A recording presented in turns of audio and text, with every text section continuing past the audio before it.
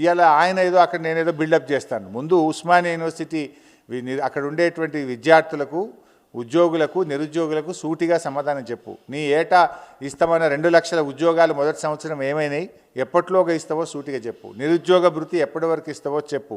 ఆ యూనివర్సిటీలో ఉండేటువంటి కాంట్రాక్ట్ లెక్చరర్లను రెగ్యులరైజ్ చేసి ఖాళీలను ఎప్పట్లోగా భర్తీ చేస్తావో చెప్పు.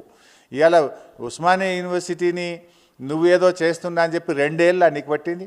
నువ్వు అసలు గత 2 సంవత్సరాల్లో కోటిలో ఉమెన్స్ యూనివర్సిటీకి 100 కోట్లు బడ్జెట్లో పెడుతున్నా అని మొదటిసారి చెప్పినావు, రెండోసారి చెప్పినావు. 200 కోట్లలో కనీసం 2 కోట్లన్న కోటి ఉమెన్స్ కాలేజ్ మీద ఖర్చు పెట్టినావా?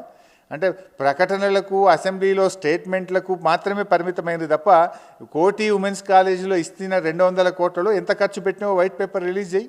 మొన్న రేవంత్ రెడ్డి పోయి ఇనాగరేషన్ చేసినటువంటి భవనాలు ఎక్కడి? విద్యాశాఖ మంత్రిగా సబితా ఇంద్రారెడ్డి గారు ఆ రోజు శంకుస్థాపన చేసి 100 కోట్ల రూపాయలు ఖర్చు పెట్టి కట్టిన భవనాలకు ఈ మధ్య రేవంత్ రెడ్డి పోయి రిబ్బన్లు కత్తిరించాడు. నువ్వు యూనివర్సిటీకి పోయినసారి పోయింది నువ్వు కట్టిన భవనమా, నువ్వు ఇచ్చిన నిధులా? ఆనాడు బీఆర్ఎస్ కట్టిన భవనానికి బీఆర్ఎస్ ఇచ్చిన నిధులకు నువ్వు రిబ్బన్ కత్తిరించి వచ్చినావు. నువ్వు మంచిగా చేయి, నిజాయితీగా చేయి, మేము వెల్కమ్ చేస్తాం. ఈరోజు రేవంత్ రెడ్డి వచ్చిన తర్వాత విద్యా మొత్తం వ్యవస్థ కుప్పకూలిపోయింది.